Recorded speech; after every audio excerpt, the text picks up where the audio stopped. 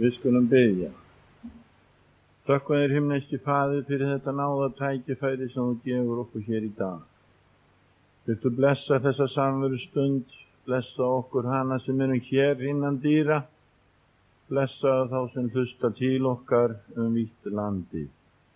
Blessa þá sem á sjónum, blessa þá sem í loftinu. Þakka þér fyrir allt mannlegt þér ekki óviðkomandi. Þú ert nálægur öllum þeim sem ákalla þig. Þökkum þér fyrir þessa guðsþjónustu og þetta tækifæri og þökkum þér fyrir að nú viltu blessa okkur áfram þitt heilaga orð. Blessaðu land okkar og þjóð með lífandi heilagsanda vakningu og gefðu endurlífgunar tíma frá þínu augliti. Faðir vor í himnunum, við biðjum til þín í nafni Jesú Krists. Amen. Ég vil bjóða ykkur öll hjartanlega velkomin til þessara guðsþjónustu okkar hér í dag og gleður mig að sjá ykkur hér í salnum og ef að augu okkar gætu ná til ykkar sem eruð og hlustið á okkur á öldum ljós vakans, þá væri það stór söfnuður og við biðjum Drottinn Jesúm Krist að blessa ykkur öllum þessa samveru stund. Við erum þakklát Ríkisútvarpinu fyrir þetta tækifæri og vildum mjög gjarnan geta fengið oftast tækifæri eins og nú í dag. Það tvennt sem snertir þennan dag sem ég vil aðeins minnast á áður en að ég gef ykkur orð Guðs. Það fyrra að í dag 2 ára afmæli þessa hús. Það 2 ár á þessum sunnudegi síðan að þessi salur var vígður.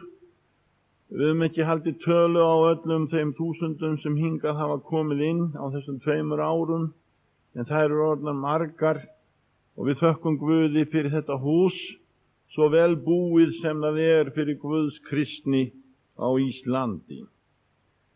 Hitt að í dag síðasti sunnudagur í sumri og þá eðlilegt að við stöldrum aðeins við í sambandi við það. Það alltaf alvarlegt þegar að misserisskipti í nánd og við getum gjarnan lítið tilbaka nú þegar við erum á síðasta sunnudegi í sumri stödd hér í Fíladelfíu. Ég veit að það kemur þakklæti upp í hjörtum okkar allra fyrir liðið sumar eða það sumar sem að líða. Fyrir góðu dagana, fyrir sólina, birtuna og ylinn, fyrir feng sem hefur fengist bæði til lands og sjávar og léttir lífsbaráttu þjóðar okkar á allan hátt. Og við erum hér samankomin í dag til þess að þakka gæsku og miskunn skaparans Drottins Guðs. Og nú veturinn framundan og stuttir dagar nálgast og dimma í lofti og það ekki fögnuður í sjálfu sér fyrir nokkurn mann. Náttúrulögmálin hafa sinn gang og þar breyta engin tækni eða tungferðir, ekki heldur pólitískar stefnur hverju nafni sem nefnast. Lífið þannig í sjálfu sér að það skiptist á skini og skuggum og við verðum að taka hver dag eins og hann ber okkur að höndum. Ef til vill hlustar þú nú á mig sem skuggamegin í lífinu. Það myrkur í sálu þinni og kvíði og örvænting og uppgjöf. Jafnvel þó misserisskiptum væri snúið við og við í dag værum að fagna sumri og birtu, þá hefur það engin áhrif á vonleysi og dimmu þrýstista sálarlífi þínu. Ég vil segja til þín hvers sem þú hvort þú hér innan dyra, eða hvort þú út á sjó, eða upp í sveit, eða í borg, eða bæ, eða í lofti, jafnvel mitt í tímanlegri velsæld eða vansæld, heilbrigður eða sjúkur, frjáls eða ófrjáls, þá ná bæninar til þín og Guð heyri bænir. Og minnstu þess loforð sem að Drottinn Jesús gaf lærisveinum sínum, að hann ætlaði að vera með þeim alla daga, allt til veraldarinnar enda. Þú átt aðgang að honum, hann þinn vinur, Hann skilur þig í innveruðinni og hann bregst þér ekki. Ávarps orð mitt til þín frá helgri bók að finna í bréfi Páls postula til Filipímanna í 1. kapitulunum og það stendur svo í versinu nr. 21: Lífið mér Kristur. Lífið mér Kristur. Pál postuli reit þessi orð undir mjög erfiðum kringumstæðum. Þetta hans næst síðasta bréf sem hann skrifar af þeim 13 sem eru í Nýja testamentinu, bréf og ritum hans. Hann í fangelsi í Rómaborg og hann skrifa til vina sinna í Filippi, þeirri borg sem fyrst tók á móti kristni í Evrópu. Og hann tilkynnir þeim þetta svona: lífið mér Kristur. Ef að það hefði ekki verið svo, þá hefði hann skrifað: ég hér í fangelsi, ég hér í fjötrum, ég hér hlekkjaður, það bíður dauðadómur yfir mér, ég fullur af vonlausi, það myrkur í minni sálu, það glötun framundan. En hann minnist ekki á slíkt. Hann segir þetta svona dásamlega: lífið mér Kristur. Þá voru ytri aðstæður og ytri kringumstæður ekki það sem skiptu máli. Það var þetta hið innra, það var það dásamlega: lífið var Jesús. Ég hef verið að velta því fyrir mér undanfarna daga hvernig hægt að ná þessu, að lífið sé manni Jesús Kristur. Hvernig gat Páll postuli náð þessu? Hann var svo mjög fjarri þessu sinn og tíma. Hann var af allt annarri trú. Hann vildi ekkert með kristindóminn hafa. Hann var gyðingur, hebri af hebrum, að lögmáli til farisi. Hann ofsótti söfnuðinn, og ef litið á það réttlæti sem fast með lögmáli, þá var hann óásakanlegur. Og öll þekkjum við frásagnir í heilari ritningu sem greina frá því á örlega tímum kristninnar hversu fjarri hann var því að binda sig við nafn Jesú Krist eða lífið í honum.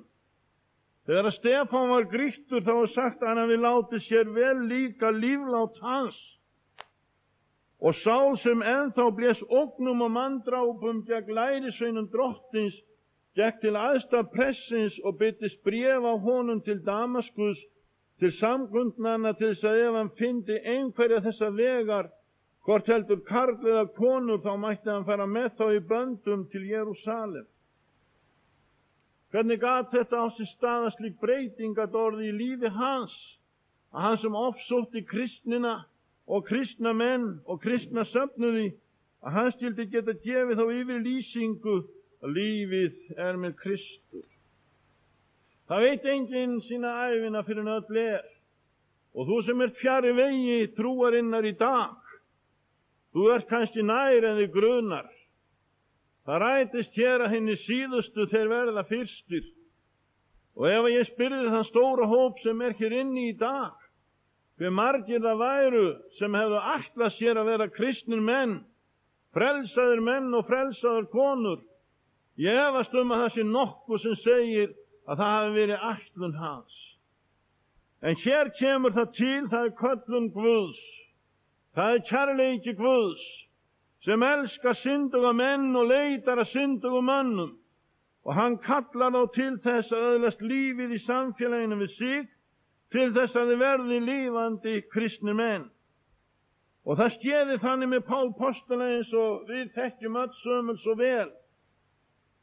Og við allir fjallum til jarðar heyrði ég röddir, sagði við mig á hebreska tungu: Sál, Sál, hví ofsækir þú mig? Erfitt verður þér að spyrna á móti brottunum. En ég sagði: hver ert þú, Herra? En drottin Jesús sagði: ég Jesús sem þú ofsækir. Hér gagnaði lítið meðmæla bréfi frá æðstu prestunum í Jerúsalem og umboði frá yfirstéttinni til þess að ofsækja hina kristnu þegar hann var komin í námunda við höfund trúarinnar, drottin Jesúm Krist sjálfan. Hér fær hann að reyna undur, Hér hann stöðvaður.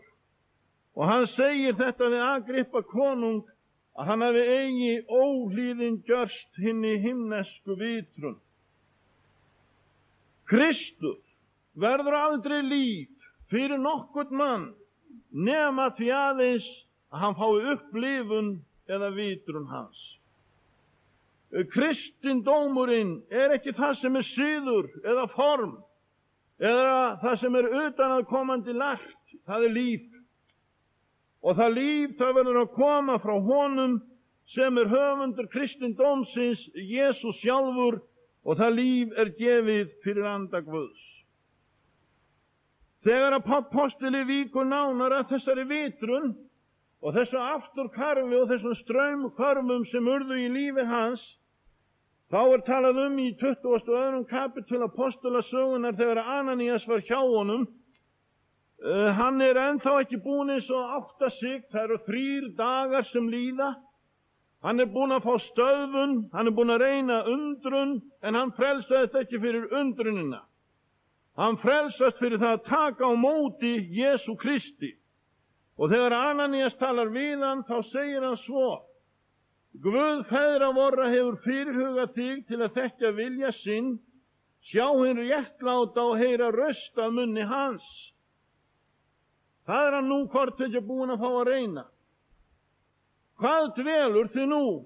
Rís upp, lát skýrast og lát afþvo syndir þínar og ákalla nafn hans. Og með því að hann hlýðir þessu lið fyrir lið sem kemur fram í 16. versinu, þá getur hann sagt: lífið, það mér Kristur. Og apostoli samnefnari hér fyrir alla kristna menn. Drottinn Jesús kemur í veg okkar. Hann mætir okkur í orði sínu. Hann mætir okkur í miskunn sem sinni. Hann mætti okkur á liðnu sumri. Hann gaf blessun og náð. Hefur ekki séð þetta maður og kona? Þú stendur í þakkar skuld til hans. Og nú kemur hann til okkar þegar við höfum fengið að reyna gæsku hans og náð og segir: hvað dvelur þið nú? Ákalla nafn hans. Ákallaðu það af öllum huga og hjarta. Hvað hefur það að segja að ákalla þetta nafn Jesú Krist? Það hefur það að segja eins og apostolasagan greinir frá. Og svo mun verða, hver sem ákalla nafn drottins mun frelsast. Það var fjarri honum Páli að ákalla Jesú nafn. Hann ákallaði drottinn Guð Jehóva, en nú segir drottinn honum: ákallaðu nafn drottins, og þá muntu frelsast. Og rigningin heldur því fram að ekki hjálpræðið í neinum öðrum, eigi heldur annað nafn undir himnunum menn kunna að nefna, sem oss ætlað fyrir hópnum að verða. Nú hann fyrir framan þetta þessi mikli maður, hámenntaði maður með mörg háskólapróf og gat mælt á torskild tungumál af eigin menntun og ramleika. Nú á hann að gjöra þetta, hann á að hlýðnast þessu. Og ef hann ekki hlýðnast, þá gagnar honum ekki vitrunin. Nú það komið til kasta hans, hvað gerir þú? Alveg eins og með þig og mig. Við erum þáttakendur í hjálpræði okkar sjálfra, við verðum að hefjast handa, við verðum að rísa upp. Hvað dvelur þið nú? Lát afþvo syndir þínar. Hvernig gat hann það færi sinn? Sem sagði ef að lítið á það réttlæti sem fast með lögmáli, þá ég óásakanlegur. Ég hef aldrei brotið hvíldardagsboðorðið, ég hef alltaf goldið tíund, ég hef verið nákvæmur í öllu mínu lífi. Hvað á ég að gera? Á ég að fara að láta afþvo syndir mínar? Hér talaði hann sem segir að allir menn hafa syndgað og þá skortir Guðsdýrð. Og Sál frá Tarsus var sekur syndari í augum Guðs og hann þurfti að láta þvost. Og það þurfa allir menn að gjöra sem eru skapaðir í Guðs mynd, eru elskaðir af Guði, látið þvost. Síðasta blaðsíða Biblíunnar, hún talar það í 22. kapitulunum og í 14. versinu: sælir eru þeir sem þvo stykkjur sín. til þess að þeir geti fengið aðgang að lífsins tré og megi ganga hliðin inn í borgina. Það mögulegt þarf ég að gjöra þetta, hefur Páll sagt. Já, þú verður að hlýðna, sagði Ananías. Og Páll hann hlýddi. Hann beygði sig auðmýkt á vegi trúarinnar. Hann þvoði skikkju sína og hvítpáaði hana í blóði lands. Eins og talaður í Opinberunarbókinni 7. kapitúlunum og í 14. versinu, þeir hafa þvegið skikkju sínar og hvítpáa þær í blóði lambsins. Þetta sú lind sem gefin til hreinsunar, og önnur hreinsun ekki til frammi fyrir augliti Guðs, en friðþægingarverk Jesú Krist, fullkomnað á krossinum á Golgata. Ef við framgöngum í ljósinu eins og hann sjálfur í ljósinu, þá höfum við samfélag hver við annan, og blóð Jesú, sonar hans, hreinsar oss af allri synd. Vilt þú þig þvo, þá þvo þig hreint, til hjartans bæði ljóst og lengt. Sú lind þar en eðla góð, iðrunar tár og Jesú blóð. Það gamaldags kristindómur sem boðaður í Fíladelfíu, en hann passar fyrir nútíman og hann passar fyrir himinn Guðs. Boðskapurinn frá himninum, áheyrandi minn, og taktu á móti þessu eins og Sáll frá Tarsus gjörði. Hann ákallaði nafn drottins, hann lét afþvo syndir sínar í blóði lambsins, og svo lét hann stýrast. Hann lét stýrast. Vatnið kemur alltaf á eftir frelsunum. Fyrst trúin, svo stýrnin.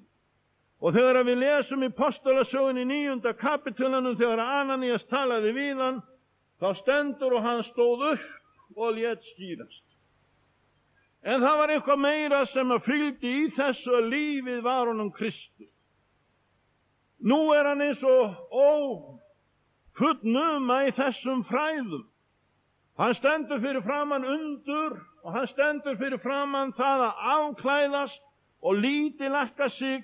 Hann eins og lítið barn sem verður að byrja að nýju. Hann verður að hverfa frá þessu gamla, og Ananías sagði við hann að ef þú gjörur þetta eins og þér fyrirlagt, þá munt þú fyllast heilugum anda og þú munt læknast. Og Ananías, sem ekki var sjálfur postuli, lagði hendur yfir Sál frá Tarsus, og það ræktist að hann fékk aftur sýn sína og fylltist af heilugum anda. Þá gat hann sagt, lífið mér Kristur. Nú eignaðist hann þann anda í sitt hjarta sem sagði, Abba, Faðir, og andinn vitnar með vorum anda að við erum Guðs börn. Þessu fylgdi það líka að postuli talaði tungum, öllum öðrum fremur, og sá sem tungu talar, hann uppbyggir sjálfan sig. Þetta lífið í Kristi. Lífið mér Kristur. Og fjödrarnir í fangelsin í Róm gátu ekki fjödra þetta líf. Og þess vegna hrópar hann þetta út þegar hann skrifar til Grikkjana í Filippiborg, lífið, það mér Kristur. Þannig verður Jesús manninum sem kemur til hans. Hann verður ekki í siðaform eða reglur. Hann verður ekki hugsjón, því síður sefjun, veiklun eða ímyndun. Hann verður líf. Hann verður líf. Þetta það orð sem ég vil gefa út til íslenskar þjóðar hér í dag. Lífið mér Kristur. Í þessu lausn vandamálan á Ísland í dag.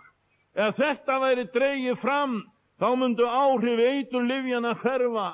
Þá myndu áhrif Bakkusar hverfa. Þá þurfti ekki að kalla lögreglu til þess að aðstoða lækna. Þá yrði friður og ró í landi voru, ef lífið væri Kristur fyrir þegnana.